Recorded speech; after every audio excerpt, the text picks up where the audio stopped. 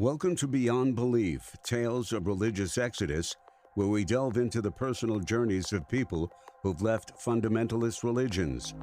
In this series, we explore their experiences within religion, their journey out, and how they found meaning and healing on the other side. Okay, Nourah and Moe, it's so great to have you on the Beyond Belief podcast.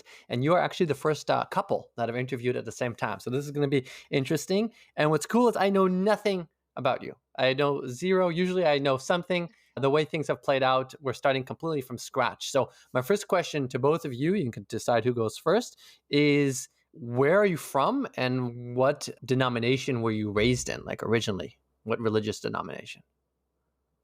Well, thank you to have us in your podcasting. Well, both of us is from Saudi Arabia, Mecca region, and what was the last thing? What religious were you raised? When I hear Saudi Arabia, I assume you were raised Muslim. Nourah, were you raised Muslim? Well, both of us, yes. You were raised Muslim. Okay. And do you guys know each other from back there? Like you know each other from back in Saudi Arabia? We were born in the same neighborhood, and that's how we know each other. Yeah. Okay, very cool. All right, so both raised Muslim, and I've actually only interviewed one other Muslim on the podcast so far. So I have lots of questions. It's I grew up in the Middle East as well, but very little exposure to Islam actually. And so, can you tell me a bit about the type of Islam that you guys grew up in? So we were born in a Muslim, of course, Muslim country, Muslim family. And for my family, they were not like a regular Muslim family. They were like the people who are leading the Islam. Because both of us were born in close to Mecca, which is the direction of Muslim people. You know, the black cube where, the Kaaba, where everybody, like every Muslim has to direct their face toward it five times a day. And our family used to work also on serving pilgrimage people coming from outside of the country. the holy mosque right there. So we're very super religious kind of families. Yeah.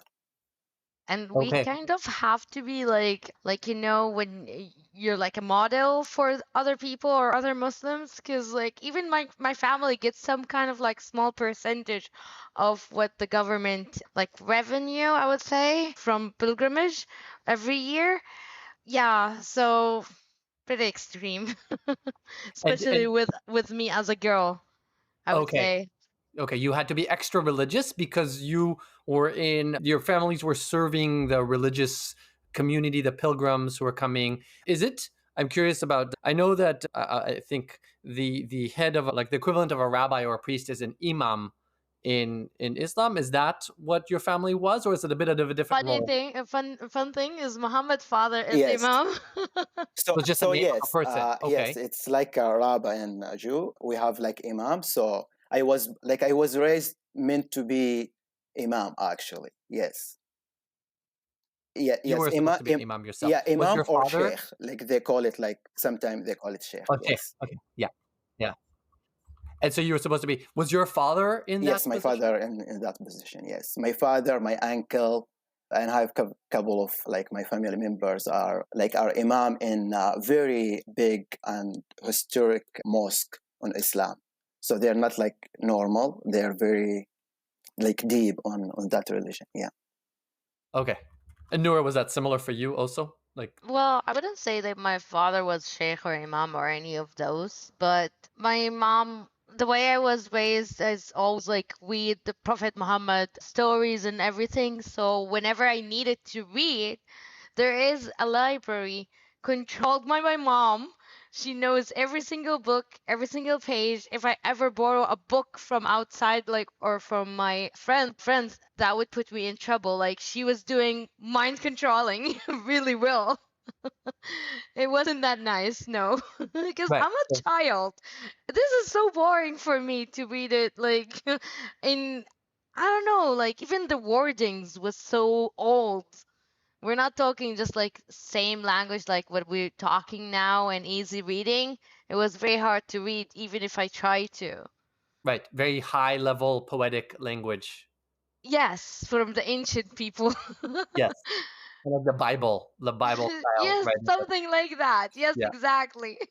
yeah, I got it. And this was a library in your own house. She had some bookshelves that she controlled that you were allowed to read from these books, but no other books. Only, Yeah, yes. no other books. Okay, controlling it.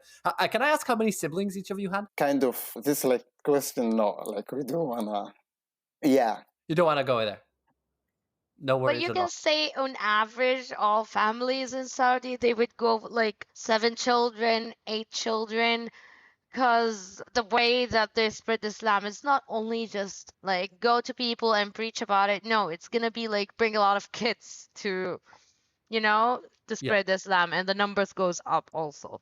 And right. you can see that in France, like in some like countries where Muslim trying to breed there. Yeah, absolutely. Okay, perfect. And so fairly big families, and there's controlling you, Mo. There's a big ambitions for what you're going to be next. I'm curious, Mo, what was it like for you to grow up in that type of religious community with very high ranking religious leadership as in parents? so it was very highly pressure. Like since I can't even remember when I start reading the Quran. So since I was like very, very young, they start teaching me the Quran, and then I have to memorize the whole Quran. Like by the end of the age 12, I had to finish the whole Quran. So and also like all the other like obligations for the like prayer and how to do like some verbal prayer. So we have like two kind of prayer. Like there's physical one, which is include seven physical movement, and that called like one rak'ah. And so we have five of them a day. So the first one is it's called Al Fajr prayer, which is like 1 hour before sunrise. So you have to wake up in the middle of the night. And because my dad was imam, so he has to wake up like even more before other people, and he has to wake me up with him. And so we do some practice like washing ourselves. They call wudu. Like there is some particular way how to wash yourself, and then you go to the mosque, and my dad do the prayer, and then all people like came to the mosque, and we do the prayer. So the first prayer is it has two rak'ah, and like the other five, like it's different between four rak'ah until two rak'ah as a minimum, and you have to do all these five on the mosque. As a man, you have to do it in the mosque. It's kind of like you don't have excuse. Even if you're sick or something like that, like you have to do your best to go. Especially the first one, that one, like in the middle of the night, before the sunrise, they said like God gonna like treat you better if you did it because you were sleeping and you wake up. So then the reward is gonna be bigger than the other one. So and we used to do this. Sometimes we go to the holy mosque as well, because in the holy mosque the prayer is kind of multiplied by so many big numbers because you were in the holy mosque. So yeah, I used to do that. I used to wake up very early with my dad. And then also when from young age, as I told you, I used to start reading the Quran and memorize it. So I go to the school, so not a regular school, like a religious school. Like So after like, I school. have I go to school, like, so the first school also like religious, it's not regular. And then after the school I go only for Quran, only like study the Quran stuff. So that kind of the pressure that I was in. So you don't have time to think or to play outside, because anything else is going to be waste of time. And because I have to memorize it, because I have to memorize the Quran, so I had to keep reading all the day. Otherwise, the next day, if I go to the school and I didn't memorize it properly, then I'm gonna get banished from my father and from the teacher as well. Before he gonna write a report, there's like a report for every day, what I memorized and what I did. And that report, it has to be signed by my father. So I go to the school, I read Quran, he write the report, and if the report says like not excellent, then I'm gonna get banished by my parents. Yeah, I think that's how I was growing. Yeah. Wow. Okay. Yeah. So that describes a lot. And I just want to fill in a few blanks here. So, did everybody go to after school Quran school basically, or was it partly your No, specific it was family? like kind of my specific family. There's so many people does that, but not the majority. The majority like go to the Okay. regular school, and some people go to the religious school in the morning, but they don't go to the other one. And some people put their kids in regular school, and after the school they send them to the Quran school as well. Yeah. Right. And what was the total amount of hours combining those two schools together from what time in the morning to what time at night So for it's you? like the morning school started around 7. It finished around 1 or 2 o'clock, and then the other one starts from 4 to 7. Yeah. Okay. Okay. Yeah. Yeah. Wow. That's intensive. Did you guys have like summer vacation and stuff Yes, like we do. that? Yeah. Yeah, vacations. So in between. But during what I'm hearing from you is the school day was pretty intense and it was very focused on Quran, like religious. Even the morning school was religious. Did you have any secular subjects? Did you learn math or other languages? Yes, there's anything some like that? subjects, but they don't like very pay high attention to it. So, for example, if I was very bad in math, like nobody cared. No, like my parents gonna be fine with it. The teacher gonna be fine with it, and they make it like they try to make it easier. They're gonna pass me like whatever score that I did. If I'm doing good in Quran and the religious subject, then the other stuff it doesn't really matter. Even for the high school, like most of the science and math, we don't even have it in the system. You can go for like a religious pathway, and then Studies, yeah. you don't even have to worry about math or any kind of science. You just study the Quran and Sharia. Yeah. Okay, and Sharia is like the is laws. the law of the Islam. Yeah. Yeah. Yeah. Yeah. Yeah. Nourah, do you want to share a bit about what it was like for you as a girl or a woman growing up in Yeah, I can add to Muhammad one thing is as soon as you're 10, like every kid is fine to be beaten if they don't do the prayers. All the prayers like 5 times a day. They want you to start getting used to it since you're like 7 years old. And once you're 10, it's okay to be beaten for them and like just basically abused. I don't know, like it's just weird. I didn't even know that this is abuse.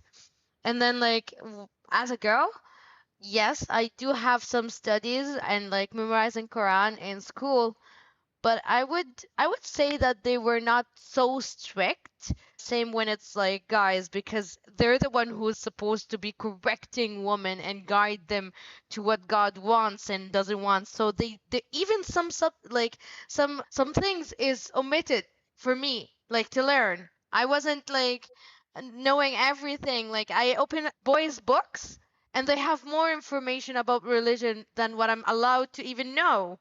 I was like, as a girl, because obviously I'm not gonna be an imam, because it's not allowed for girls. Obviously, I'm not gonna be a sheikh.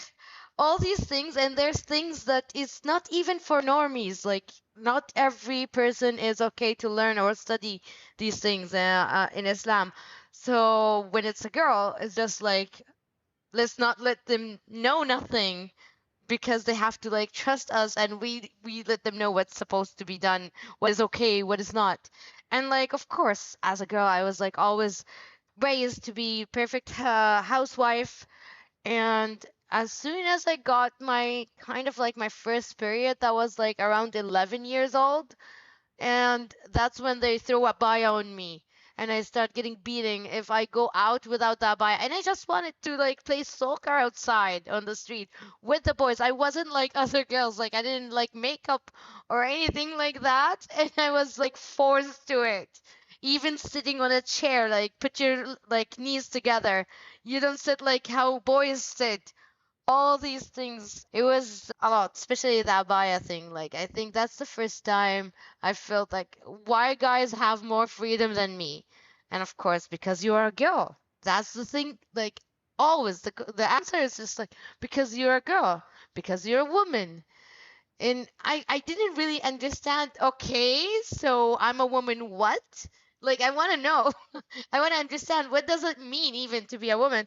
And then like that's it. Like no answer. As like that's all I can like. And also there's one time I remember I borrowed a book from my friend and I started reading it and it was talking like something about whatever, the pyramids. And my mom burned the book in front of me, and I couldn't even return it back to my friend. That's how it was like, how dare I even read something without her approval or that wasn't religious, because all the books that we have was religious. But I would say for girls, they would need to pay more attention to math, chemistry, and things because we need really to compete with guys. Like they would say after high school, there's no need for girls to even have bachelor degree or master. Like my older, like whatever that I know in the family, older women, they didn't even get that chance. Like there you go. You're 18, let's marry her out. Some other families would marry the girl when she's like 14, 13, something like that. Like luckily not my family. Okay, I have many questions, but just to carry you said something that they threw on you, this type of clothing, I'm assuming, like a head covering or something like that? Yeah, the abaya. Abaya, what does it look like for those who, I'm not familiar with that? I would say like ninja. All of it. Was it Black. it You covers only also see the my face? eyes. You would only see my eyes, and if I'm walking next to guys, I do have to like put like some kind of covering that I see through, but they cannot really see my eyes too. Okay. Yeah. So it covers the face as well. Okay. Yeah. And is this broadly, because I grew up in Israel, and so we would see girls cover up to like here. Is that like a Shia versus Sunni type of distinction or different tradition? Not really. Girls would wear the same. Shia and Sunni, they would wear the same. Shia and Sunni has differences, but you can say like Sunnis is kind of like, or they claim to be like the Orthodox, like of Islam, something like this. But in women life, doesn't really, it's gonna be the same. Fair Like enough. the Yeah. abaya, all these things. Yeah. But it's just different on the core, like when they're like praying. So it's gonna be like Yeah. the concept is a little bit different. For sure. And trying to figure out which question to ask you next, but I'll go with this one. For each of you, what was your relationship, in this quite oppressive environment as you're describing it? What was your personal relationship to religion, like the practice, the culture, and maybe to God specifically? Yeah. Yeah, Muhammad will go For first. me, so my relation with the religion, I wasn't even thinking because I don't know better. So I thought this is how life is and I have to follow. It was like for sure for me, it was like a pressure. Like I feel that like I don't have time to even think, but that they convinced me that how it is, and you're supposed to put all your effort and your time toward the religion to be imam at the end when you grow up, because this is the way how you when you die you're gonna go to heaven. So they always tell us like at the end of the road, even if you feel you are tired now, you're under pressure, whatever that is, the reward gonna be the heaven at the end. So I was like practicing and doing all these things and waiting for my reward. That was my relation. Exactly. Which isn't in this life; it's in the Yes. Yeah. future life, After you die. Yeah. in the next life. Yeah. It's fascinating to me. Asad, this is not about me, but I grew up Orthodox Jewish, and the parallels between more, I think, Islam and Orthodox Judaism are more similar than, let's say, Christianity. Like a lot of what you're describing sounds very similar to the philosophy and the practices that Yeah. I grew up in, actually. And I've interviewed a fair amount of Christians in this podcast, and I'm finding a lot more similarity with how you describe it. What about you? Just I need to comment about this. Well, we do have something in Islam saying named Israelis. When you're not allowed to believe it, and you're not allowed to like deny it. Like, it's not even logical. So what am I doing here? They talk about like Israel and basically Jewish people in the past and some wisdom that came from us that Prophet Muhammad agreed upon, but at the same time, they don't actually let us know, do we believe it? Do we not? That's why there's a lot of similarities, as you mentioned. And Prophet Muhammad himself, like, tried and took some things from Judaism. So he's kind Yeah. of like stole things from you guys. Maybe that's why it's like so similar. But yeah, going back, my relation with God. Basically, it was that kind of like toxic relation because there's some time when I convinced myself that I want to be very good Muslim girl and I really stopped listening to music and like I did everything, but always they said like when you pray you would feel like comfortable and as if like you're with somebody that you trust and love. I never felt that.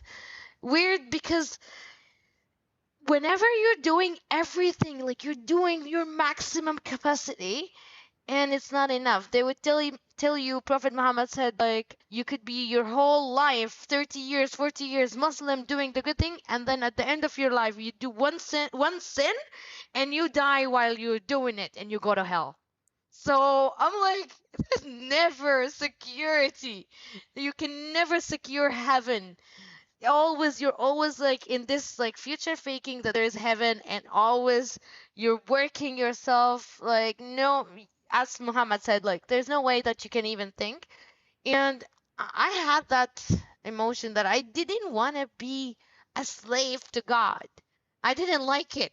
I wasn't in love with God, and myself was so different. So I just, at some point in high school, I wanted to go jihadi because I wanted to suicide, but like, it's not okay to harm yourself because I go to hell. So I cannot.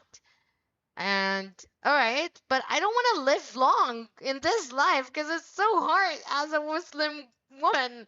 So how about I end this life very easy if I go to jihad? But even jihad for women is not the same. I don't go fight or bomb myself or whatsoever. So had to find different way, but it was crushing to me. That's an amazing story. Okay. I have questions, but I will just say that it's interesting that the style, like I'm getting from you, Nourah, more of like a rebelliousness. This isn't working for me, and from you, Mo, more of like a stoic. I must try to make this work. Like I can't even have an opinion of whether I like it or not. This is just But both what of is. us are very strong believer. Like even me being rebellious, I was like, Yes. So you were bought in and you hate it, right?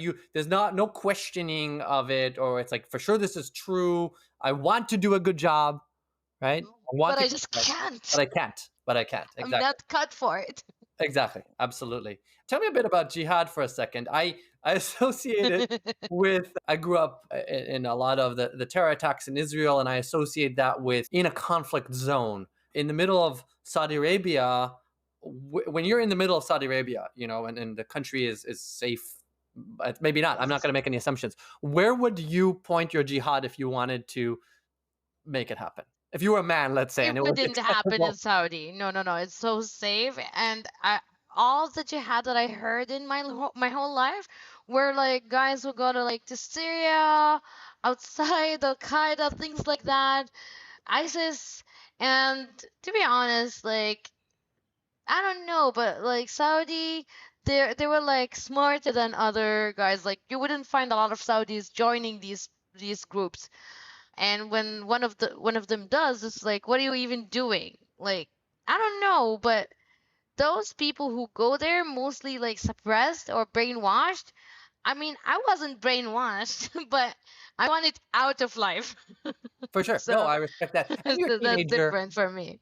Yeah, and you're a teenager, right? Like you don't necessarily have a good sense of all the options. So when somebody goes to Syria or joins ISIS, they're mainly fighting the West. They're fighting non-Muslim ideology. I mean, like to be honest, even if we are not going to jihad, the way Islam is like or Muslim is like everyone is against us. So it has that mentality that like everyone who's not Muslim is an infidel. And I would say there's a, even when they say it's peaceful, it's not. Like there's a Prophet Muhammad says, do not steal from your brother Muslim, do not rape women of your brother Muslim, do not kill your brother Muslim. But like look at it, it's just to the brother Muslims. If he's not Muslim, oh, it's okay. Go ahead and kill him, steal from him. And like if you are in power, like don't even hesitate. Go ahead. Yeah. You know, it's always about that. Yeah, yeah, exactly. I find personally, I'm anti all religion, but I find Islam being considered a nation of a religion of peace, and being involved in most of the wars that are going on in the world right now to be like one of the biggest oxymorons. We'll talk about that more in a bit. But you've mentioned Muhammad several times, and I'm curious. He's like an interesting. There's the religion, and there's God, and then there's Muhammad. What was your relationship to Muhammad specifically? Interesting, because you're supposed to love him more than your mom and your dad. But it's very weird because in the Quran, there's a lot of things that come specifically for Prophet Muhammad. Oh, he's allowed to, like, there he's talking about his wives and his bed and how he handled his wives, and that he wanted to marry his like adopted son wife, so he's like divorced them to marry her by God, like, you know, order or command.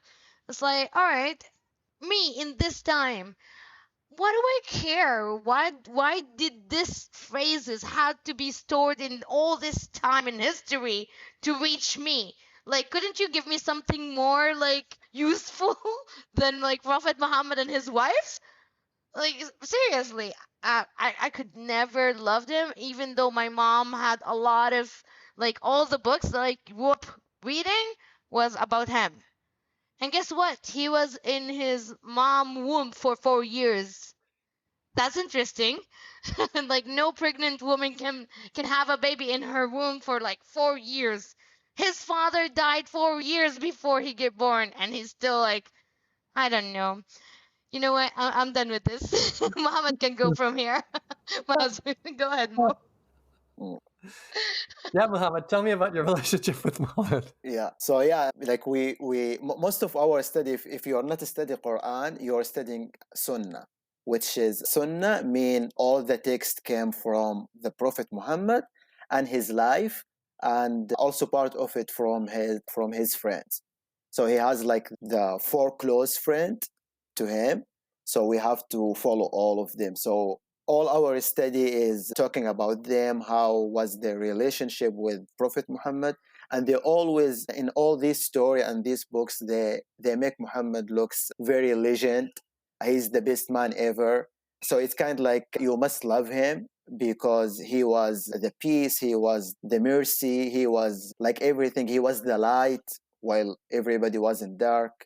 So yeah, and you must love him. And also part of our religion is to love him, yeah, more than anything else. So even than your mother and your father, everything else. So first come the God, which is we call it Allah, and then the Prophet Muhammad right away. They're the most lovable entity you have to love. Yeah. How was that for you? So you have this obligation to love. Nourah is very clear. I never loved him. What was it like for you? You know, do you have this commandment to love him, but all this pressure to study his works? How did that play out for me, like I didn't like love him emotionally, like really. He was just a character and like a good character, just like when you like your character in the movie, right? So he was like something like that. Okay, he's very good, he's very legend, he's the best, but like I didn't have that emotional because I didn't see him, so he was just kind of imaginary for me. But yeah, like I had to love him kind of as a character because he was just so good. Yeah. Yeah. So there's this obligation, and he represents kind of like an idealized historical figure, right? You're supposed to, and he, it sounds like he stayed on that level, right? This like admirable figure, but to be commanded to feel something is something that's almost impossible to do, right? So it doesn't always work. Uh, Yeah.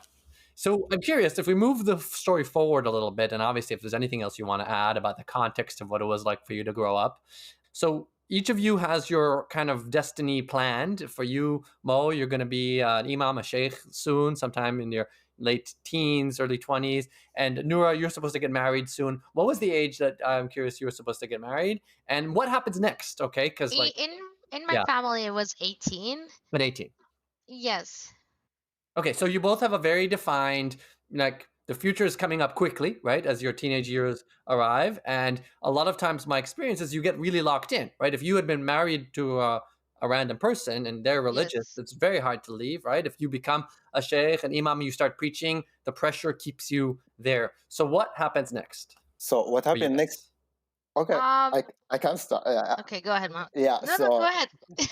Go ahead. what Go ahead. happened is when I grow up, and at the time that I have to be the imam or the sheikh, I didn't continue like certain of study, so I needed to do like certain stuff to be certified.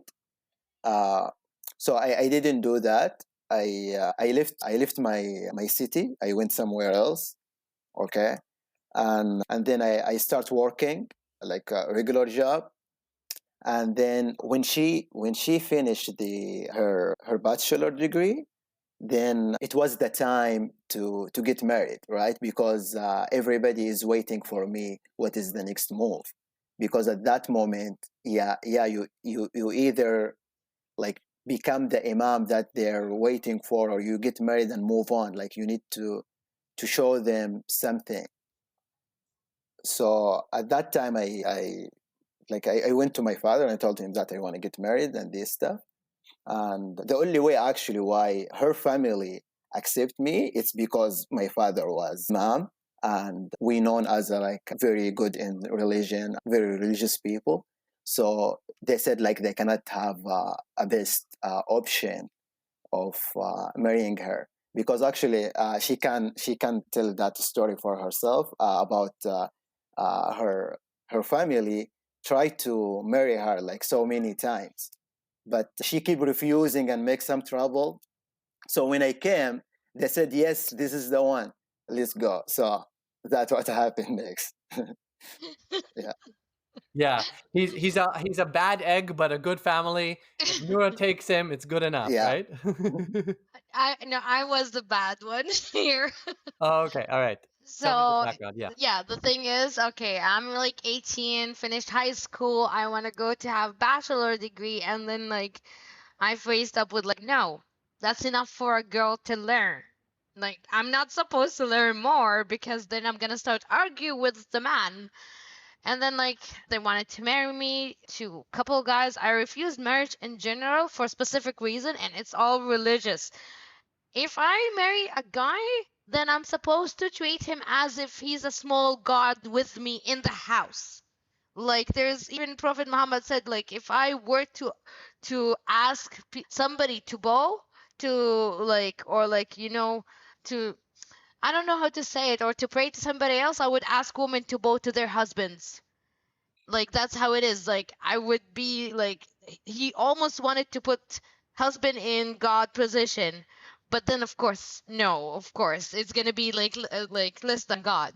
So I already hate like praying to God and be a slave to God. You want to add a guy who's gonna ask me clean the dishes, go clean the house, go do this, and I'm not even supposed to say no, and like have me whenever he want to have me in bed. And if I said no, all the angels would like curse me, because like even if I'm praying and doing everything as a Muslim girl, but if I'm not giving my husband what he needs, so that's a small God that I have to actually have. So I refused being married. I didn't want to marry at all, which is like it's not a choice. So I was like, I would not do that. Every time they try to force me, I would shout and say that I don't want. There's one time I acted as a crazy woman to the point that the man was like, I'm not taking this woman. This is too much. This woman is not mentally okay. But then like I wanted Muhammad because like we did have that like trust between us, like growing up, in the same neighborhood. And he was like the only guy that was okay for me, and I actually loved him. So I was like trusting that it's not gonna be as bad if I took any other man. So there you go. Why would I add another god? There you go. But let's fill in some blanks. So it was unusual for you to do university, but you managed to. You went to 3 or 4 years of a bachelor's degree? Yes, correct. Yes. Okay. And all throughout that time in the bachelor's degree, your parents keep trying to get you to marry different men. And it was twice and they gave up, or like it was just twice. And they gave up on me because I went to my grandfather, which was different than my rest of the family. He was like a little bit understanding. So he used his power on my father. So that's how it stopped. So he got to reduce the pressure. But you did meet one or both of these men. You actually met them at least once. I've seen one of them only. The other one, you got that crazy. Yes. So it's like a date. It was like a forced date. You're on this date with this person. So that would be they would put makeup on you, prepare you to look good and pretty for him, and then he would be coming to us. His family, his mom and sisters would see me first. I'll be going outside with serve them the food just to show them how good I am on putting the food. Sometimes they would say, "Oh, did you cook it?" And I was like, no way I'm cooking it. No. But like I just like put the juice and everything, like, as a host to them, and they're checking me out, and then like, okay, we agree on this one. Okay, and then that's when they ask me to go into another room, which the groom would be sitting there, and I'm supposed to just host him in the same way. Like we were talking about 6 minutes. I go inside with the tray that has some juice, put it on the table for him, bend over. He would see me bending for some reason, and then and then of course I go and sit. If he wanted to ask me any question, he would ask. He would usually say, "Hey, how are you doing?" Something like that. And there's no even like specific conversations that would go there. Like you wouldn't know her, she wouldn't know you. I acted crazy, and he's just like, "Get up and left." Like even my makeup, when they put it on me, I'm going inside, like getting through the door. I just like managed to like wipe it on my face, on my lipstick, on all my face, ruining my face, and that's it. Like now I don't even want you. I don't even want to be pretty for you. Something like that. So he just walked out on me. Right. Wow. And just to fill in some blanks here again for myself, you don't get to ask him any questions on this date. It's all him deciding if he wants you, right? If you manage as a girl to ask questions, good for you. But you're not seeing any men throughout your life other than your father, your uncle. Good luck getting like courage, or just like in the 6 minutes getting like you're gonna be so shy. It's very hard to even like say something. Yeah. And if he said yes, oh, she's the one, do you get to say no, I don't want, or it's really not any choice? You do, but you don't. Like the first guy, he was my cousin. My mom, how do I say this? Okay, my mother, brother, his son. So first cousin. First cousin, yeah. And I didn't want him. And then like even when I said no, my mom, she's forcing me until her brother, my uncle, noticed that I wasn't okay with this, and he took mercy on me and released me of that marriage. Mm-hmm. Okay. It wasn't really up to me. Like they would ask you, but if you didn't give a valid reason, or I don't know, even valid reason, they would still force you sometimes for like some gains that the family would gain, I would say. Right. And Mo, did you know Nourah from the neighborhood from beforehand, like when you guys were teenagers growing up? Because seemingly there would be no contact. Yeah, so when we were like very, very young, we used to play outside like in the street together as a kids. And that's how I know her. But I know her until we are 10 years old. After that, I didn't see her. After that, they put she has to wear the abaya and cover her face and all these things. And our family like told us literally, from this point, you're not supposed to play together at all at any moment. So, yeah. Right. Right. How did your family, Mo, treat you when you decided not to become an imam and you just go to another city and you start working? What was their response to Well, that? they didn't like it, but they kind of give me some time because in their mind, no matter where I go, like this is kind of my fate. You're gonna come back one day and become the imam. So from their perspective, they think that okay, maybe now you're a teenager and maybe you have too much energy and you want to explore a little bit.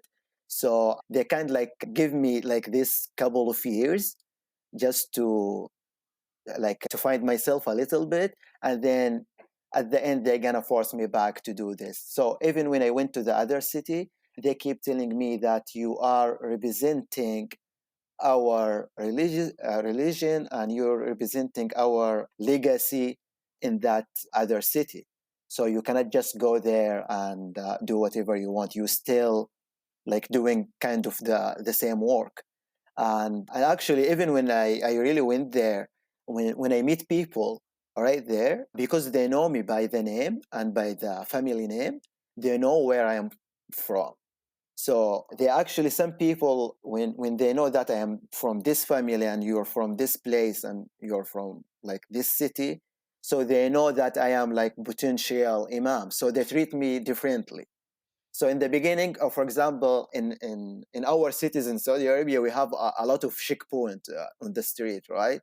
So sometimes they stop me on the street and they're like, give me your ID and stuff like that. So when I give them my ID and they say they see the name and where I was born and this stuff, so they know that I am from that holy family kind of.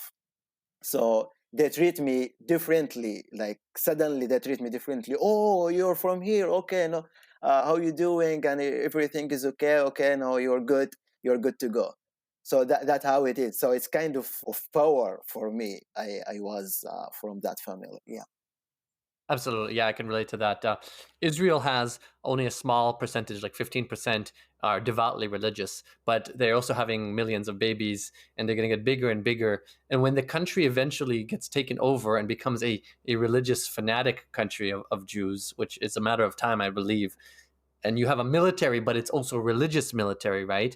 There's going to be the same thing. The famous rabbi's son gets treated with different respect and people will talk to him. So I can very easily imagine what you're describing Yeah. here.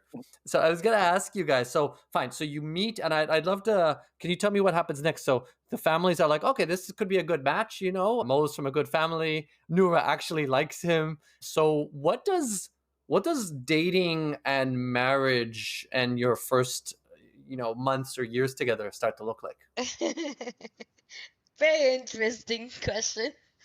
Mo, Yeah. you want to go with this one? So yeah, first of all, like we follow the same rules that they like we the same steps. So I talked to my father talked to her father, and then they arranged the meeting and everything.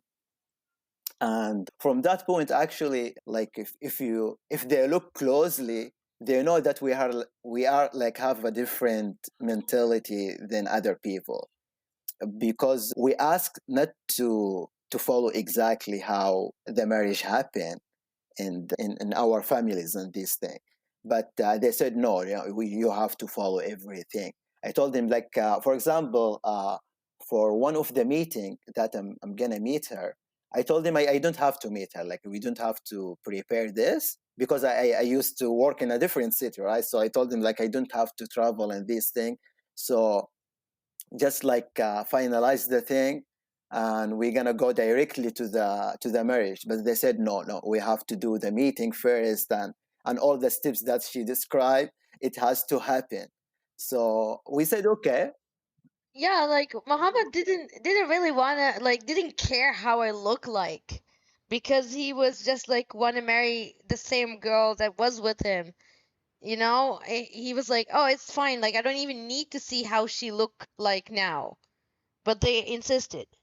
Because he remembered you when you were kids.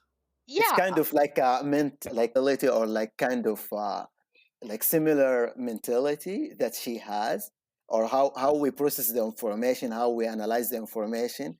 I feel that we have like similar kind of thinking. So that's how I yeah, was I like was. attracted to her thought, and that's why I wanted her, actually, regardless her looks. Yeah, like just to clarify, yes, we never talked after like 11-year-old or something, but I was still in contact with his sisters, and they would talk about me around him, so he still can keep track of my mentality. Okay, I was gonna ask how. So yeah, but I would imagine the neighborhood is very close, and all the gossip gets around, and everybody knows who has what kind of reputation. And I don't know what kind of Yes. reputation Nourah you had in the neighborhood, but Mo found out Yeah, basically, and he knew, and he was like, "This works for me." Okay, I'm curious. By the way, did any of you know? And this might be a much bigger discussion, so we can shelve it if we need to. But did you guys know anybody else who had like left religion, or who religion also wasn't working for them growing up or in that never. community? No, Never. never. Never met anybody else. You're the Um, only rebels that you knew. Yeah, no, I would say there is a cousin of mine.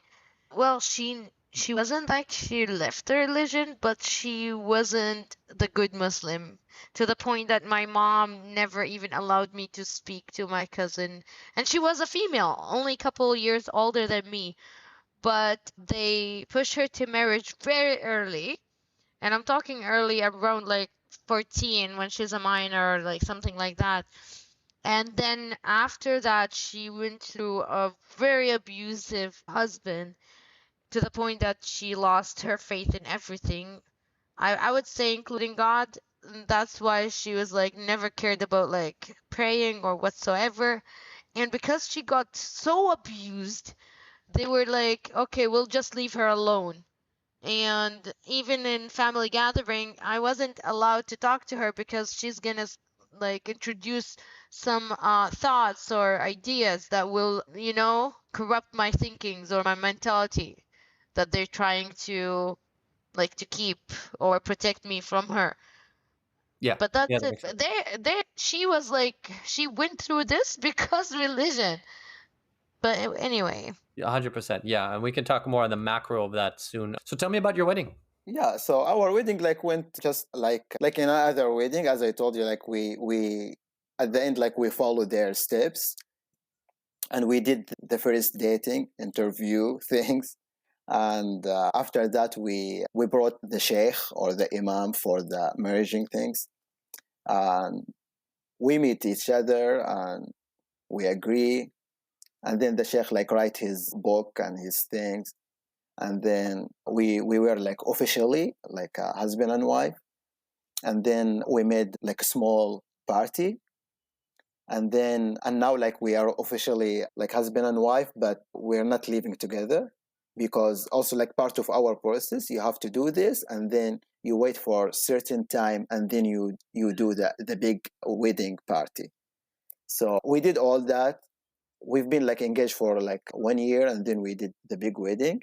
Everything like went through the same system that the culture are following, and like there was nothing like different or something like that.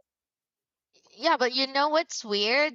Like this engagement for a whole year, we already in papers a husband and wife. Just for us to get to know each other in an engagement time, we had to be a husband and wife. And if we're not compatible, then basically we're divorced in paper.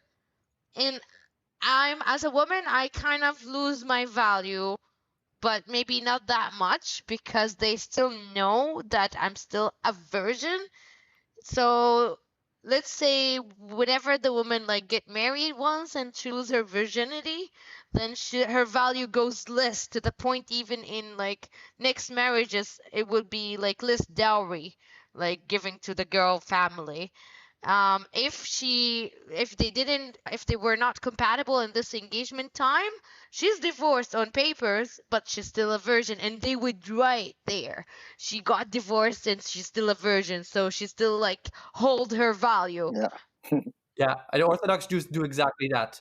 It used to be I was taught that it used to be that there was an engagement, and then months later they would do a marriage. There was the two stages of relationship. Nowadays, Orthodox Jews, they do them back to back with a short ceremony, and they read the vows in between to make that separation actually. And in those vows, out loud, read out to everybody, they say whether the woman is a virgin or whether she has been married before. So Really? a ton of parallels over there too. I'm curious, in that year, what are you allowed to do as technically married but not fully married? Just like regular meeting. Like I can go to her house, and she make like a dinner, and we can. Yeah, I cook so for she him. cook, Try and my food. yeah, I try this thing, and we talk to each other for a certain time, and it has to be in her house. It has to be her parent like at the house, not necessarily at the room, but at the house, and we sit together. For other family, actually, they like the brother has to sit. If there is like a brother or any male from her side, they're supposed to like accompany her. Yeah, Sit in the middle. but in Yeah. yeah, but in our case now, we don't have this. So I just meet her like normally. We discuss stuff. Yeah. But the door has to be open though. We have that. Whenever he's with me. Yeah, We the have door has to be exactly open. Yeah, for that sure. rule. Yeah. Really? Yeah. The door has to be Yeah. open. Exactly. If the door is Yes. closed for more than this amount of time, it's terrible. And that's the thing. And it's actually also, Exactly. yeah, I love the parallels. This is great. This is so much fun. Okay. So you're married for a year, and then the big ceremony. So an entire year of this, and then the big ceremony happens, and then you can like move in together, right? The normal, Yeah. what we would call married Yes. at that point. Yes. Yeah. Okay. So what So happens yeah, next? after we finished marriage, like I took her to the other city, as I told you. Like I lived like a little bit far. So yeah, when we went to our new home, we plan actually to continue our study. So we said like, this is whatever they're waiting for us to do is not working. So we need to study more and work for our future. So at that time, like when we were looking where to go study out, and yeah, something that I want to mention here at that point, not actually about for the religion, it's just for the culture. We don't want to live there anymore for like different reasons. So I was planning to go outside of Saudi Arabia, like anywhere is better. That was the plan. So I was looking, and I was planning actually to go to US. But after the marriage, she told me like there is like a better option to go to Canada. So I told her, okay, I don't mind, because in my brain, as I told you, like anywhere is better. So I told her, okay, let's go. And then we like only 7 months after our marriage, we flew to Canada actually. Yeah. Yeah. Yeah. Okay. It was. Yeah. I want to pause there. So, two questions. One was, can you tell me a bit about the culture that wasn't working for you? It wasn't religion, it was the culture. What was the culture of Saudi Arabia that you say just wasn't a good fit? And I'm assuming you wanted to move permanently, basically to get away because you don't want to go back. And how long Yeah. ago was this, just for a frame? So yeah, from my perspective, it wasn't because of the religion. However, in Saudi Arabia, they infuse their culture with the religion. All right. So the I don't know, like kind of my mentality is not working with their one. Like it's just I didn't feel belong. They're always overwatching you, and I think that part of the pressure that I am in, and everybody expecting some stuff from me. People ask me about stuff about the religion as well, because I am supposed to be the imam. So even when like, because I went to different cities, so people think that I have to be like in high level, and I have to do the prayer like even when if I go to like regular mosque, because in our religion they said the imam, the guy who has to lead the prayer for the men, is the most knowledgeable person. So in their perspective, I am the most knowledgeable person because I graduate from this school and this school, and you're from that family, so you're supposed to be the most knowledgeable. So they used to tell me, okay, you lead the prayer, you do this. If I didn't show up, like people concerned why you didn't go and why stuff like that. So I kind of I felt like overwatch. Whatever I go, like some people are watching me. I cannot do anything else than the practicing, because like in Saudi Arabia we live like as a tribe, so everybody knows like who's who and who's when and what, like everything. So just by looking in your name, then they know everything about you. And if you're any kind of neighborhood, since they know who you are, then they start like waiting stuff from you, expecting like certain behavior from you. So I feel too much pressure actually, and I can't go like anywhere. Like Toxic masculinity and yeah, religious so toxic religious. because I already left from my hometown. I already left. I think because that reason. Even when I was looking for like new study or work, I didn't look in the same hometown or even close by. I looked to the farthest place ever. Okay, and when I found that farther place, it's still like same thing. People are treating me, oh, you coming from the holy mosque, a city, that mean you're our guy. So I just didn't like it. I feel like no, like I don't want to sit here anymore. Like what is this? So that's why I was thinking to go outside, and also kind of me like I want to explore the life. I want to see like how life is going, because Saudi Arabia actually and the Islam is actually kind of a cult. So you have like very minimum information about what's going on outside, and people like yeah, So people true. are controlling the media.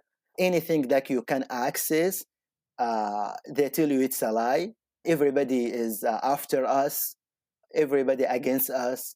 Don't listen to anyone, don't check anything, even the signs. Everything is a lie, and everybody in the whole earth is looking at us because we are the center of the whole universe.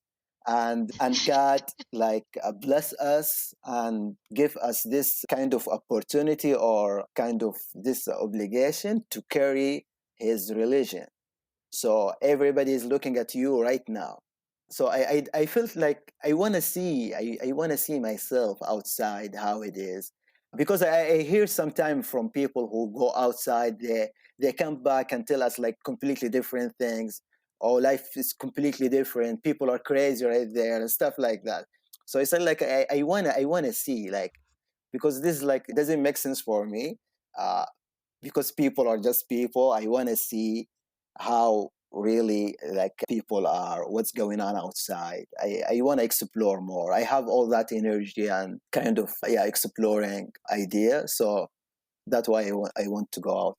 Yeah. That's amazing. Okay, very cool. Noor, is there anything you would add to that? Yes. So as a woman, it's like so different. It would be I thought that every woman would want the same thing, to get out of that community or society, because we do watch some like movies, and things, and then we see women in the movies like being treated as like equal to the man, and then like I thought every other girl would think the same as me, because like for me I was like, I don't want to live in this society when I get like treated horribly, right? So if I was outside, maybe in a different society, I didn't mind being a Muslim at the time, because I was thinking I just need to get rid of this society pressure and I'll be a good Muslim on my own. Okay? But then like even discussing this with the other girls, it's just I didn't feel belong too, because they were like, no, how do you want to live outside? Do you know how men don't take care of their women? Do you know that they kick out their kids when they're like, as soon as they are an adult, like when they're 18, they kick them out of their home, and the families are not good together. They don't even, they don't have good relations to their family. And to me, it's like, when did we have a good relation with our family? Because to me, I know that we're getting a lot of kids, right? Being like Muslim families. How do you expect the woman alone, when the man doesn't have to raise the kids, to actually fulfill all those 8, 6, 11 kid needs? He's supposed to just go to work, bring some money in, and that's it, and like keep ordering her around. And I just don't know. We don't really have that good of a relation between the like our families, and they think that they're like have it all. But it's just like ideology fit to us that we're the best. We do have this and they don't have that. You go outside, there's no security, there's a lot of crimes. Who's gonna protect you as a girl? Like all these things. But I did want to go out. I didn't really care much. I just wanted out. For sure. For sure. So I would imagine that Canada was a huge change. How many years ago was this? And what was it like for you when you first landed in Canada? We're talking about 11 or 10 years now. I'll Yeah. let Mohammed So start with this yeah, we one. come like around 10 years ago. So we come as a student, international student. We study the language, and then we study the major. During this study, like we kind of we were open minded actually. Like we came to really to see people. So everything it was welcome for us. So we no judge nothing. Like anything, like we analyze it, we shake it, like we listen to people, we meet different people from different background. We had no issue with that.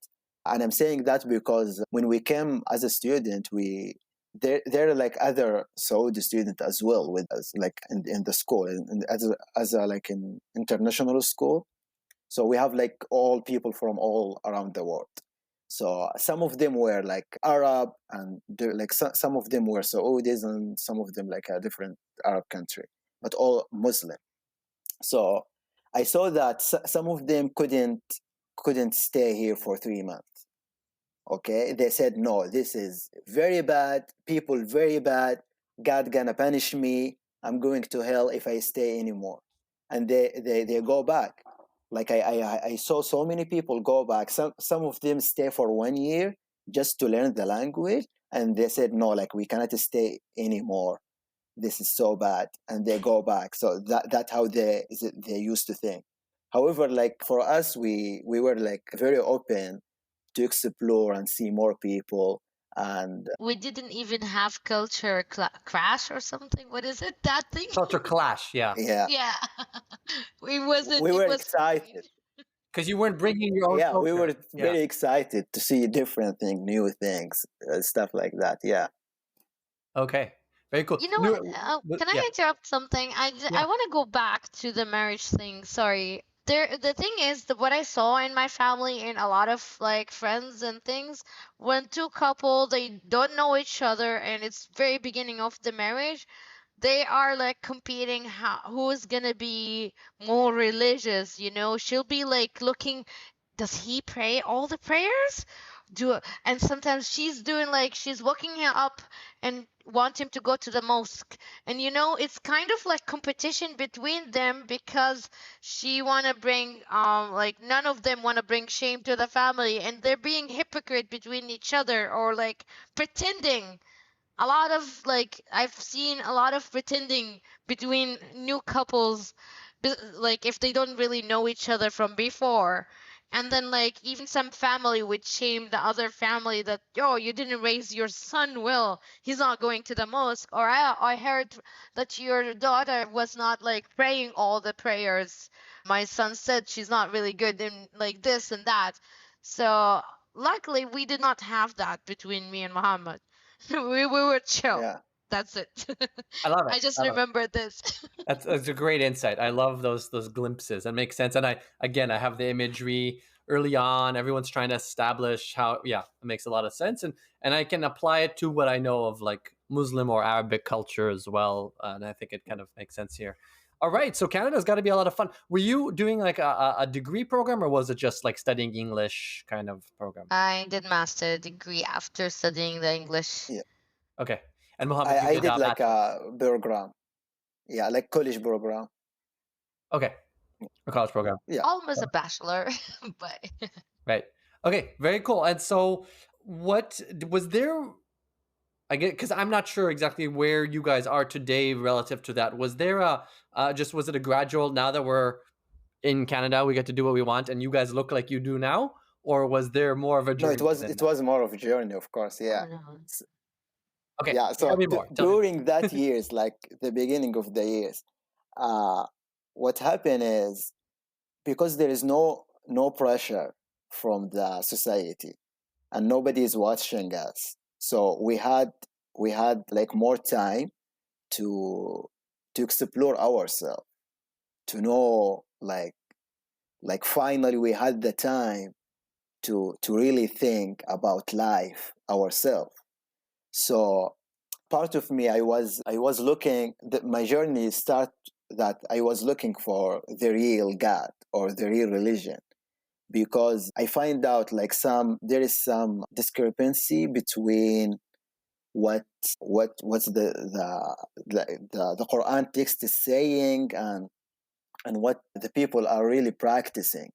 And like in Saudi Arabia, some practice are changing, some stuff like where haram and today is halal, and like there is some stuff is going on like that. So I had the opportunity to study these things myself. So I said I want the answer myself, especially that because I studied the religion very well back home. So I know that there is so many stuff and so many like practice. It just came out of some people opinion, and most of the people they don't know this, and all the sheikh and imam they keep this information for themselves, and they keep changing the stuff. And they said no, we talk by the sound of the God. So that's how they do it. So I had this like piece of information always in my head. Not everything is actually what God wants.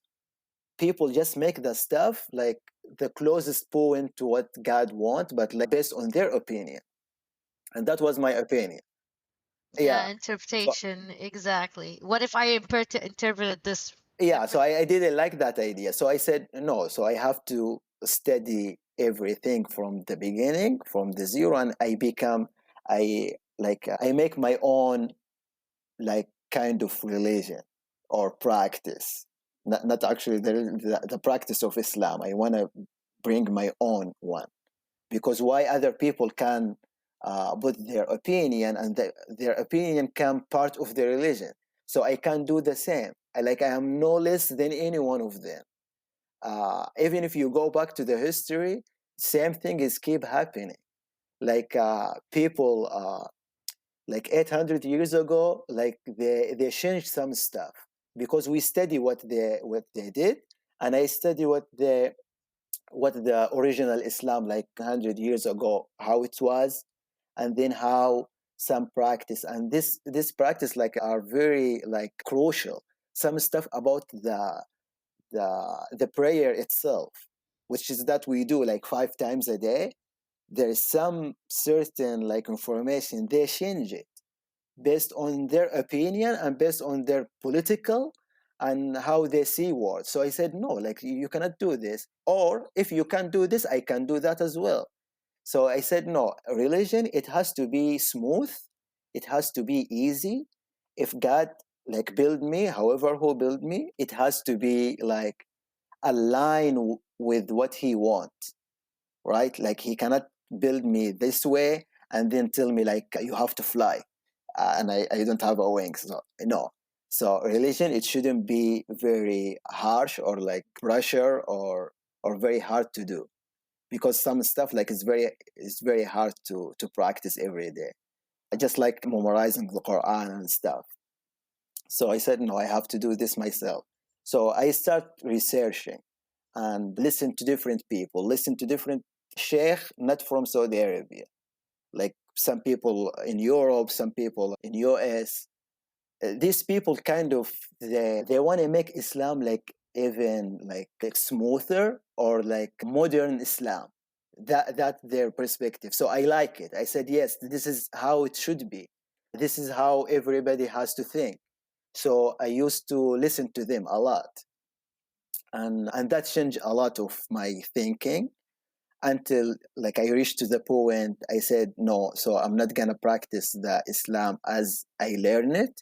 I'm gonna practice it as I understand it right now, and how it should be like very smooth and easy between me and God. Yeah. Okay, very cool. So there was this evolution. I'll say from my own experience, I went through exactly the same journey. So I was raised very religious, so I did a ton of that learning all day long. I knew the Bible better than my parents did. I knew all the books and all that stuff. And I went through a stage where I said, I know what is written in the book, which like similar to the, if it's in the Quran, you can't argue with it. But if it's the rabbis added it afterwards, it's just their interpretation. And why should I follow them? What do they know? So I went through a stage for myself where I did only what was written in the book. And actually, if you read only what's written in the book, it's very little, because there's a lot of things, most of the things are actually added afterwards. And this was a stage I was not in a couple months for me where I only followed what was in the book. And my life got a lot better because most of the laws dropped away. And I was able to be a good Jew while still following the book, which was God's word. I can't argue with that. But I could say, who are these rabbis that they should tell me what Wow. to do, you know? So Right? I Yes, recommend that. the guilt goes less, like the guilt go down. But wow, Exactly. that's exactly what Exactly. happened with me. That exactly. I was in point Yeah. in that situation. Yes. Okay, very cool. Nourah, was that similar for you? Did you kind of adapt your Wasn't wisdom? that much. Like I came here and I was like still being like that hijabi girl, not putting perfumes or makeup because I didn't want to what do we say, like be seductive or anything, you know? Yeah, so I was okay, but then one time I was like just walking in the street and there was a homeless guy and I did wanted to like give him some money and my hand froze in me. Like I was like, is this a sin? Am I giving money to a non-Muslim person? Is that okay by Allah? It was like these thoughts that like shocked me. I felt like my humanity just stopped, and that's when I started like really digging in the religion and searching. I don't think it was same time with Muhammad. Maybe he already like went into these thoughts before me because he actually studied these things in like deeper than what I already know. Or like, how do I say it, even like I wasn't like taught these things. I had to just like go and find them, but I didn't have the motive before. Yes, there was always like these thoughts, why girls are not like men. Is God like fair? Maybe he's not fair because like how does he make me a woman then make me a second human, like second hand or second level human? Like why would he do that, based on what? And then like I had these thoughts, but like never actually went and studied the religion itself to like find all the things and connect the dots and like put them all together and start feeling that this doesn't make any sense. Yeah. But only after that time, when I felt like I just feel that there's something wrong, I do need to study or like look it up, and especially away from our society, then I had like a lot of other time like to do things. Yeah, that's when I start like reading and discovering new things that disturbed me in Islam. Things you didn't even know about, right? So do this. Yes. I remember, this is a funny little story, but I was raised in the culture similar, masculine, chauvinist. So I was like 13 years old and I thought I was the shit because I was a boy, right? And I was like, I am the best thing ever. And because I knew so much religion, I made a list of like 40 examples from all over Jewish law of why men are better than women. And my mother Wow. was in the world of trying to get Jews to become more religious, and she was the feminist. And she would teach Jewish feminists. And I'm sure you've met this type where you explain how all the laws are actually respectful for women because women are so Oh yeah, of special. They need to stay in course. the house, all that kind of shit, which I'm sure you're familiar with. So my mother was doing that. But when I gave her this list, half of the things she didn't know because she was not even raised religious and women don't have the same academic background. So she couldn't even give me an answer to those things. I was like, this is proof right here. Men are better than women. And she had been trained to answer the top 3 that everybody kind of knows Exactly. culturally. So that's when somebody doesn't know anything about religion and like, should I become religious? Should I not? And then she's like, oh yeah, you should because we're feminists. And then the person asks the one question that they know. Fine. She had those answers. But when I had like 37 other ones that she hadn't heard of, I never got an answer. I think I found that paper years later that I had written out like 14, Cool. 15. That's actually really funny because like there is a campaign that happened in Saudi in 2016 to 2019 when there is like a movement of feminists, and we had a lot of other like groups when there's like those Muslims feminists who have the same way, like the structures, like we know this and how Islam is respectful to women, and those are the other ones who like, oh no, it's not respectful to women, but it's still the good, like it is the religion.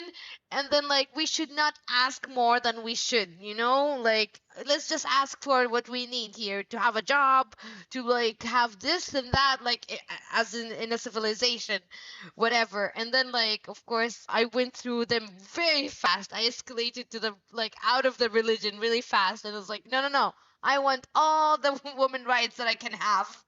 Exactly. Like there's the people like pragmatic, let's just ask for what we need, and you're like, I'm out anything that's offensive. So I'm curious, so you go through this phase where it's more like, if you will, pragmatic or more working for you, it works for you. So what happens next? Did that actually last for you long? Not really like this like accelerating moment when we came to Canada. It took maybe 3 years. During these 3 years, like as I told you, like I made my own like path of religion, which is like more peaceful, and there is no hatred toward other people because that's what they taught us. All right. So yeah, I lived on that for like these 3 years. And during that I used to search more of like looking for the God, looking for the truth. I used to like when I was in the college, when I have free time, I go to the library actually and look like online about all the resources about like old religion, how the religion started, what is the God idea, and what people are saying. And actually, I found like very good material. I made like analyze all this information, and then I find out like as a result, it's the idea of God. It's just an idea. It's just like human idea they came up with, and then it's end up with this like imaginary God who lives in the heaven. And in some point, like everything makes sense for me.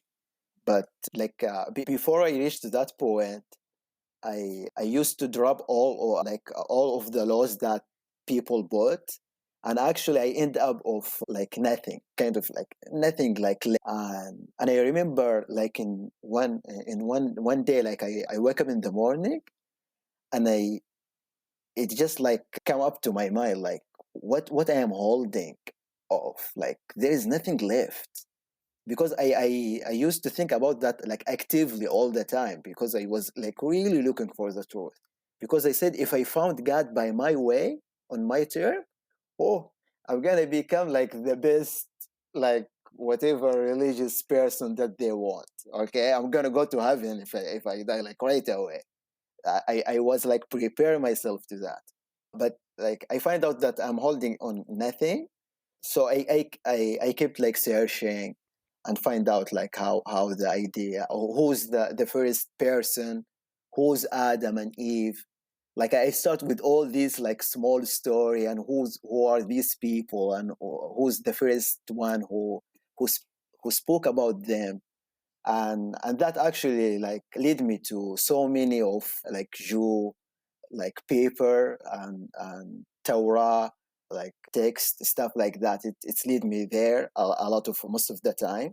And I read all of these things. And yeah, as a result, I found out like the whole idea of God, it's just people idea.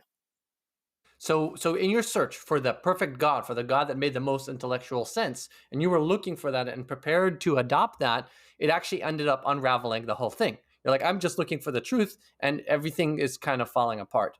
I'm curious, a question for both of you guys together, because you guys seem to have very different journeys. What was it like for you? Was there any overlap? How was there a part that you guys did I together, or was separate? don't think there was any overlap. We did this separately without even expressing it to ourselves, like to the other partner. I did not express that to him. He did not express his journey to me. It was like, even after I took the decision that I'm not Muslim no more, I was like, how do I tell him that I am no Muslim anymore? And like technically he's not really married to me, because if I'm not Muslim and he's still Muslim, then this marriage is not there anymore. So he could be just being as like having, or like just getting in bed with me, it's just a sin if he's Muslim still.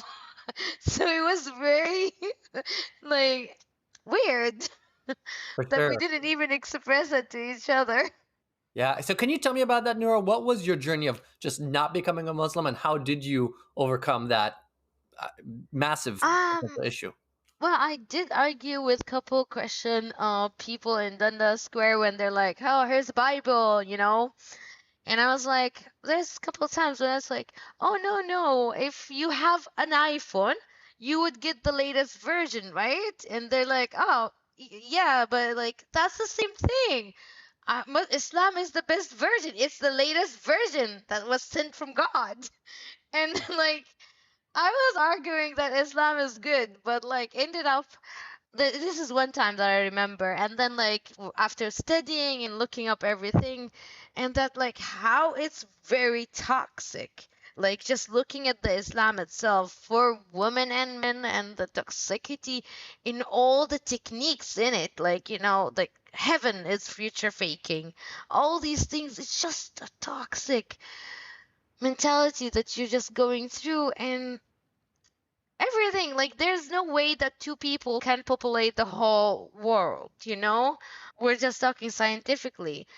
So I end up being not Muslim. I would not remember how it did accumulate, like the whole information and everything in particular, but I do remember that there is one time that I used to, like, I called a friend. He used to argue for Islam, and he was like more like a sheikh, becoming a sheikh. No, I didn't go to Muhammad, even though he's my husband, but I called that friend and I start telling him that I might end up not being a Muslim. I was scared because this is the unknown. So he tried to argue and make me go back in peace with Islam, and then I sleep fine, like a Muslim. Wake up next day, and I'm like, this didn't make sense. And then I start again, and then I feel like losing my mind before I go to bed, and then I cry. And then like I call him again, and he's like, no, no, no, you didn't get this right, and he gaslight me to be Muslim again. And then like I wake up next day, and this does not make sense what he said. And then I go after him and look it up, and there's things that he said it wrong. And I was like, is he lying to me? And I told him, listen, I don't think I'm asking the right person. You're Muslim. You're biased already. And then like I don't care anymore. I'm fine not being a Muslim because it doesn't make sense. Okay, so you give it one last shot with this guy, and it Yes. was a no. So pretty sounds like it was a pretty specific point in time for you where that was it. It was over. Yes, it And was what was it like? intense. Yeah. And so when there was that big debate. How do you tell Muhammad about this? And what did you end up doing? That is very funny because Ramadan was about to come, and I was like, I lost my faith. I did not. I love food. I love food. I did not want to fast from like 4 in the morning until 8 and 9 p.m. That's a lot with no water, no food. And I already don't have the faith or strength to do that. So I just went to Muhammad and I just told him, even if you kill me, that's fine for me. I really cannot do this without having that faith. Like, I used to fast before, but it was fine with that amount of faith that I had. Now I don't have the faith or strength or the will to actually fast. I don't. And I don't want to pretend anymore. So I just told him, and I'm like, if we love each other enough, then that's it. It's good. He can continue the rest. Yeah, take it away, Mo. And I'm curious where this hit in your journey also. Like, what was that like for you? You know, if it was late enough, you're fine, right? So I'm curious where you were holding on your own journey. At that moment, I was in the stage where like I made my own faith. So I'm not following whatever they taught me. I'm following his own version I'm of Islam. following only like the text from Quran and the stuff that I analyze it myself. So from my perspective, I said it's fine, even if you are not, that's fine for me at the moment, because my thought was, okay, I'm gonna keep looking for the true God. If I found him, if I found God, like by under my own term, I'm just gonna show her how I found the real true God and what the true God wants from us. I'm gonna show her, and whatever her faith right now, it doesn't matter, because if I show her what it is, she gonna follow for sure. Because I'm not gonna like bring her this truth unless I am like 100% completely satisfied and it's like logical and rational thinking. That's what I was looking for. So I said, if I found it, I show it to her, and she gonna become like a Muslim back. So in this moment, like for this moment, it's fine. And even if God exists, that's fine for him, because I was looking, and he know what I am doing, and he know how I'm feeling at that moment, and he know how she is feeling. Okay, we're lost. We're just us, and I didn't have any kind of information like before I was born or something, as they taught us, because they told us like before you were born, like God talked to you and told you and give you like this, like some question, and then you answer it, and you said yes, are you gonna become Muslim, or like you gonna pray for him and this thing, and then he sent you as a baby. Yeah, he took an agreement from every human being that he would be a Muslim. Like, then I promised you, and I agreed, and I forgot. Like, what logic is this? Yeah, it's so fascinating. We had the exact same laws, and you're reminding me of some stories from my own journey. My wife at the time left 9 months before I did, and she had her own journey out. I didn't even know about it. I found out weeks later that she was no longer doing the most religious things that for Jews need to do, Sabbath and Shabbat and stuff like that. And then 9 months later, I ended up leaving separately. And growing up, there was this culture, we had this understanding that Islam is actually more similar to Judaism than Christianity.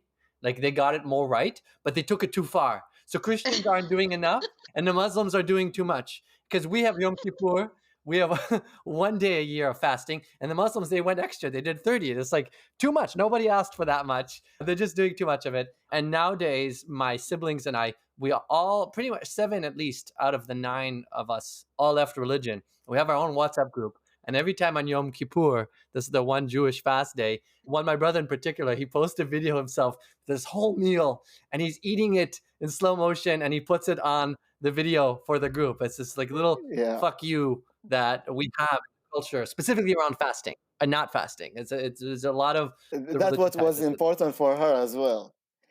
She's like... Exactly. The fasting, the food. Yeah. It sucks. Fasting sucks. I hate it so much. I have such bad associations. Yes. Yeah.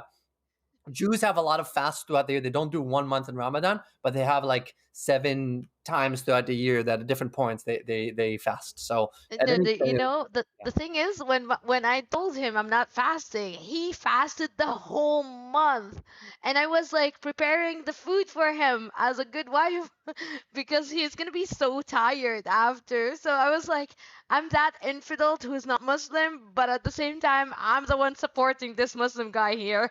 yeah, yeah. My wife kept cooking kosher food. Yeah, she didn't believe it, but she kept making. So it's very interesting when those partnerships kind of emerge and it kind of you make it work. So I guess I'm mindful of the time, and I appreciate your time. If you have a few more minutes just to kind of wrap it up, I'm curious. In this place that you are today, would you say, like looking back from where you are now, were there any more steps that you needed to take to where you are today in your religious? I know for me, no, like I'm really like satisfied 100% because I checked every single available point and that I can put my hand on. I check it, I analyze it, and I didn't make any shortcut, and I didn't neglect any kind of information. I study like everything by heart. So like right now, like I am Right. absolutely 100%. I cannot go back, or I cannot do anything. There's nothing to do. Like I'm reached. Yeah, I reached For sure. to the fullest like kind of result I can get. I get it. So there is nothing more for me to do. Yeah. Amazing. So I guess my question is, what is your life like now today? How would you describe it in a few words, the contrast between how you're living now and how you grew up? I'll start with this one. Well, I never felt happy ever when I was like in Saudi or Muslim. Honestly, I've never felt happy because like the way I am made is just like different that like what God wants. So every single day I was forcing a different human God will over myself. I could never feel happy. Now I'm just like so satisfied with myself, very happy, grateful. Do you know, even like the most like there's things that I never knew exist. I mean, and I'm talking about like emotions. Like in Islam, I had a lot of like guilt, fear, all these things to the point that I never knew how to feel vulnerable in a peaceful way. You're living in fear because you don't even know when you're gonna like do that specific one thing and slip and go to hell and instead of heaven, and everyone is like taking like checking if you're doing the right thing or the wrong thing, and the reputation, and if you did this or if you said something wrong you could have been killed because it's not okay to renounce Islam. You have to be killed. And if you said something or about like Prophet Muhammad, it's even worse than saying something wrong about God. God could forgive you, but like Prophet Muhammad, no, they put him in a like higher level than God sometimes, because God could forgive you if you said something wrong. Like how do I even say, if you curse God or something, you know? But if you said to Prophet Muhammad, then like that's it. Basically, you're out of Islam and you have to like go in Islam again. It's just weird. But the thing is, I'm just much happier. I know how to be vulnerable. I am healed from all the toxicity that is there, away from the triggers. I'm just happy, I would say. That's I'm awesome. grateful. I never felt like grateful. Like they would tell me, like force it on me before to feel that everything, give credit to God for everything that you, even if you're doing the work, it's God. It's his willing that he allowed you to actually get this after you worked for it. So I would just say that. That's awesome. That's really great. Yeah, Mo, would you actually, add just anything? peace of mind. Peace of mind because you are not being watched. Because we have in Islam that you have two angel, one in your left shoulder and one in your right shoulder, and all of them are like looking at you. If you said something good, they're gonna write it down, and if you said something bad, they're also gonna write it down. Like each one has their own job, so you're always being watched. So whatever you do, if you waste time I always have that guilt. If you are not praying or reading Quran, that means you are wasting time, no matter what you are doing. Even if you are doing like something good for humanity, it's kind of like there is no point, because all the people on earth gonna die, and whatever is happening on earth is gonna end. However, everything after life gonna stay forever, so you have to work for your afterlife. So that kind of like Yeah. when I feel that, like right now, like I don't feel being watched, and I'm relaxed. Like when I relax, I really relax because I don't care about anything else. It's my time, I control it. Yeah. Yeah. Wow. If you notice something, like you don't see a lot of discoveries and studies and things and like scientific things coming from Muslims, because we already like distracted with like doing what God want. And even if you go back in history, whoever those like scientists from Muslim, they were considered as infidels in the Muslim culture at the time. So because they were not like praying enough and doing all these things enough. So it does show what Muhammad is saying too. Yeah. Oh, 100%. It's funny. I grew up in this culture where they were like, Jews have changed the world. And it's true. Jews have had an impact. And they're like, we should be so proud. Become religious. And I was like, the people who have changed the world are the secular Jews who left everything behind, Exactly. and they're atheists, and they have genetics or whatever it is. Very nice. But the religious Jews have done Yeah. nothing.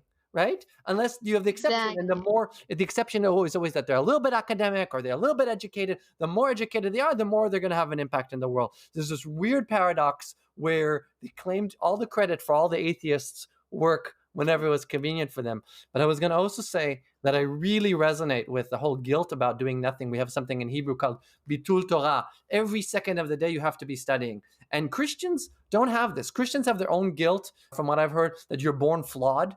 And now Jesus needs to save you, so you are imperfect. That is the Christian fuckery that I don't really relate to. Like we were told that we're That was special, insane for me. The right? same thing. But the part where every second of the day, as a man specifically, you are sinning by not studying, it was constant guilt because I don't feel like it. I'm tired. I don't want to.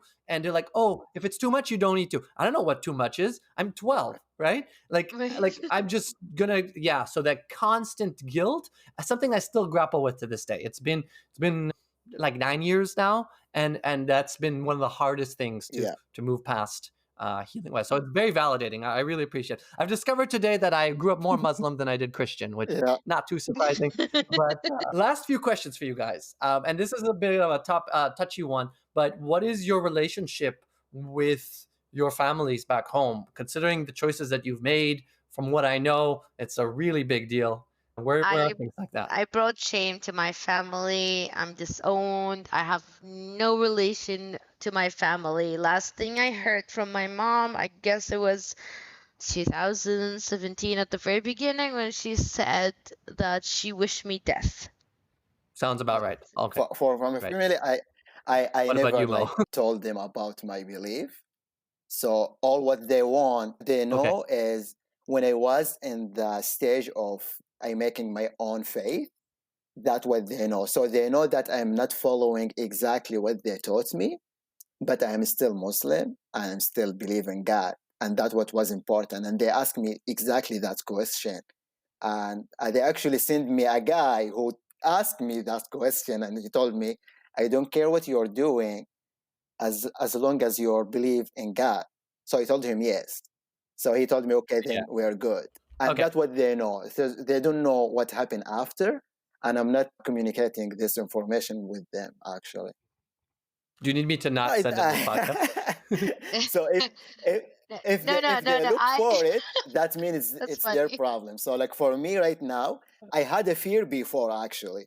Like right now, the fear is reducing. That's why I'm doing this broadcast. Otherwise, I wouldn't. But like it is what it is. If they find out, then you find out yourself. You don't have to dig after me. So if you dig after me, you get what you get. However, I'm not gonna go and tell them, hey, I am out of this, because I am already, and physically I am out of whatever they're doing. So like I don't need, like I don't wanna just make trouble. But if they find it, then it's their problem, Right. not mine. Yeah. That's fair. Yeah, That's fair. Muhammad was really peaceful when he just like renounced Islam. He just did it and got over it. I was the one who's like, no, no, no, no, no. I go to social media. I tell everyone. I put the things and I tell them this what happened. This is Islam. Look what Islam does. And like, I'm the one who's arguing everything. You remind me so much of myself. I came out one day and every single person, social media posts day after day, and people would tag me when they would see a middle finger, they would tag me in it because that was my persona.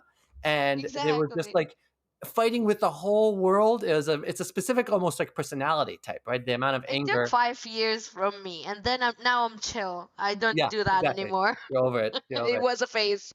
Is it dangerous for you to be ex-Muslims? Is that a dangerous? Yes. Oh yeah, yeah. Listen, like I am on the blacklist, like politically and like in Saudi for like every Muslim, like they would want to kill me, and I got refugee here in Canada because of that.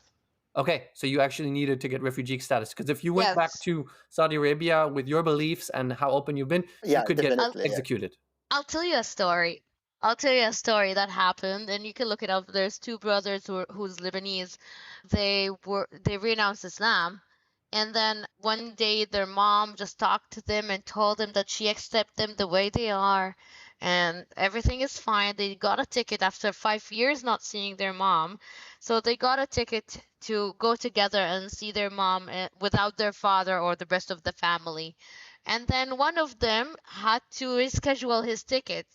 So the one who did not go lived. The one who go, his mom poisoned him, and he's dead. Yeah. Because he left Islam. Yeah. Like you can never ever trust them that you're not gonna get killed. It's in no way. There's no way. And do you find yourself? There's no way that I would trust like not my own mom, no nothing. No, Right. As a woman, your family is the one who's responsible to kill you if you ever brought shame to the family. Mm-hmm. So who are you gonna trust? And you're able to not live in fear? Listen, if it's outside of like if it's like in Canada, US, like not the third world countries, then yes, I'm able to not live in fear. I'm fine. I healed already.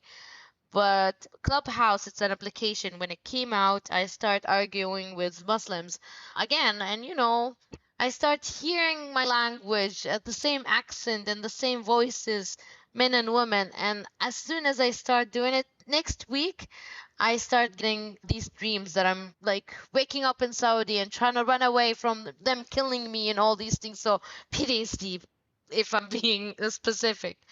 It's just so triggering just hearing their voices talking and the same accent and language.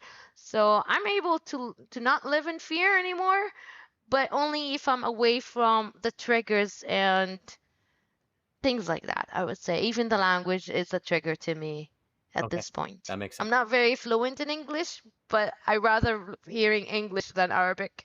That's fair. That's very fair. Okay, the last two questions for you. Okay, the first one is, what would be?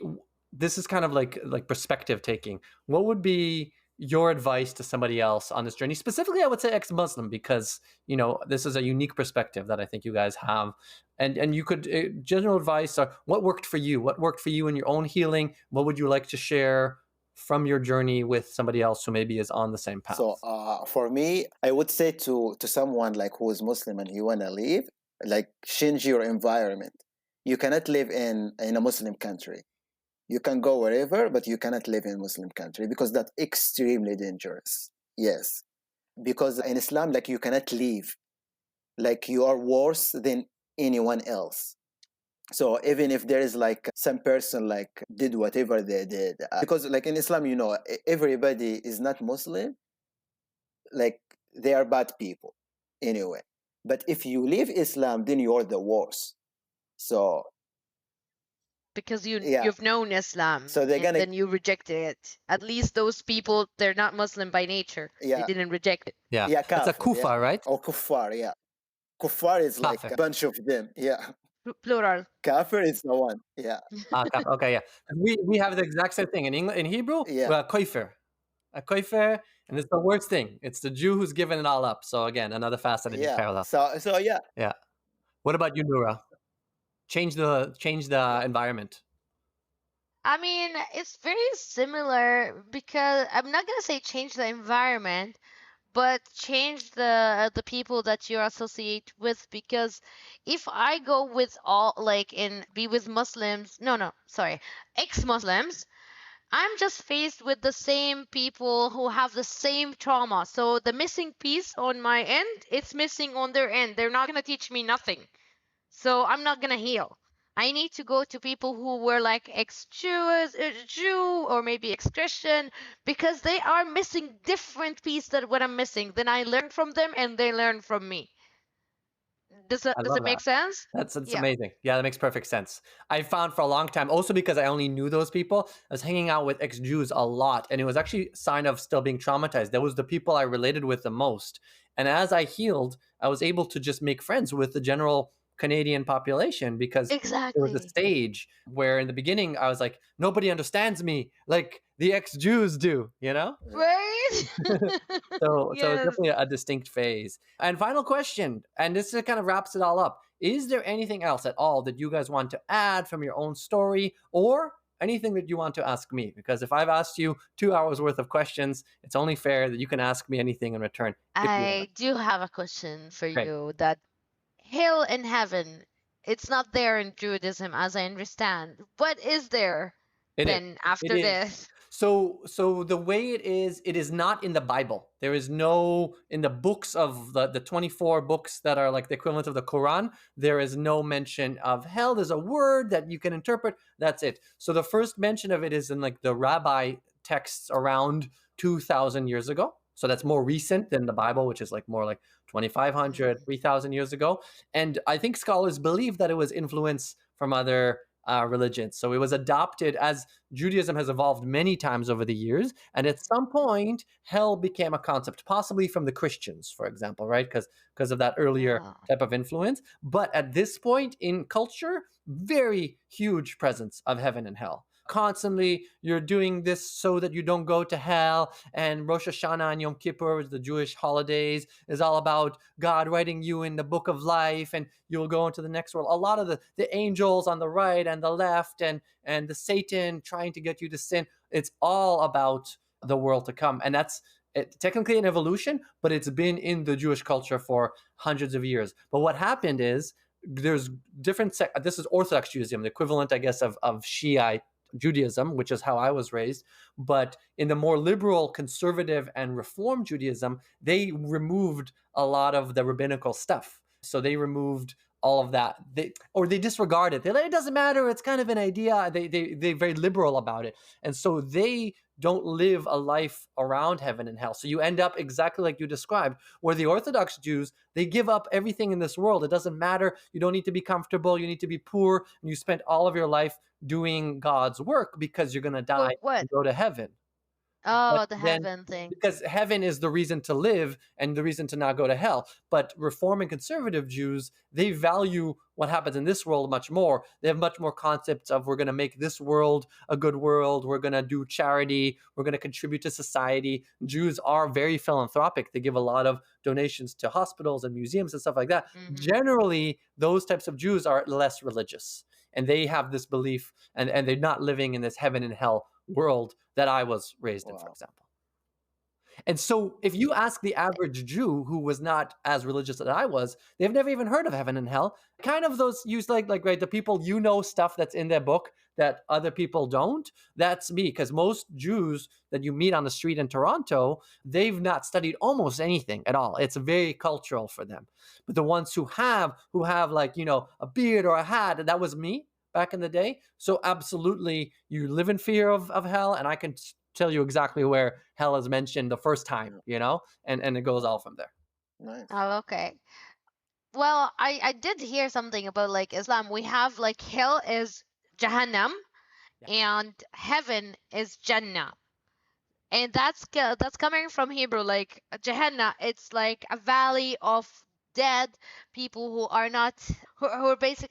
Gehenna is like the kings and like valued people. It's basically their graves. and it was like on earth, but Muslims took it and make it in heaven, which is like after death realm. Yeah, we have a And then similar. like Yeah, yeah, and then like there's and Jahannam, it's like people who are not even valid, and they just throw their corpse there and burn it in another valley, and they took it from those people, or the same word in Hebrew, and then they took it in make it after death in Islam, and that's the heaven. Sorry, hell. My bad, hell. And those right. the people who are like not good, Yeah. which is weird. So we have a tie-in to also to the Bible. Heaven is Gan Eden, which is the Garden of Eden. So Eden, Eden, which yeah. literally they took the Bible story, which is a very little Eden on earth, and they abstracted it, right? And they said, oh, but there's another Eden that's even better, and it's in heaven. And then hell is Gehinnom. We have the exact same word.